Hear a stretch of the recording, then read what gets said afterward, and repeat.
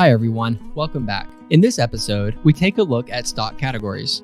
There are many qualitative and quantitative measures used to categorize stock. A few of them include company size, sector, industry, and style. We talked about size or market cap in episodes 2 and 3. We will save sector and industry for chapter 2. Let's jump into style.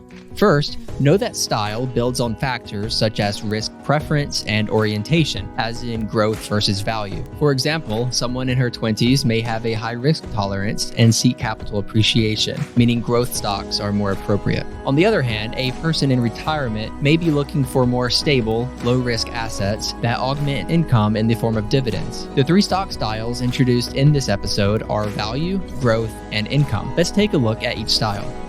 A value stock is one with a price that appears low or trades at a perceived discount relative to the company's financial performance. Value investors seek out stocks they believe are trading for less than intrinsic value, or simply less than what they believe the stock is worth. For example, if a house is appraised at $200,000 and is on the market for $100,000, many will view the house as undervalued. Value investing is sometimes described as the art of buying dollar bills for 50 cents. Value investors believe that over time, markets price companies for what they are worth, but amongst other reasons, investors often act on fear and greed in the near term, causing markets to not always correctly price equities.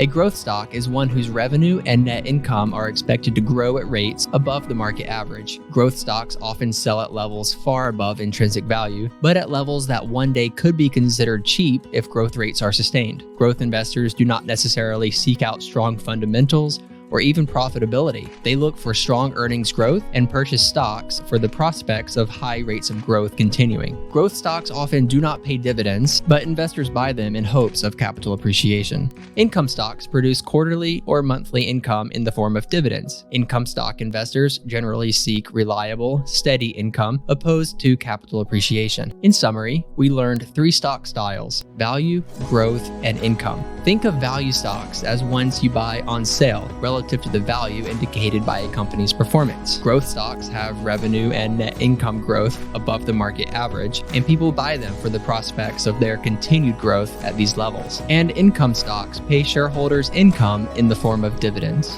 Next time, we explore a critical topic with which investors should be familiar: price and value. See you there.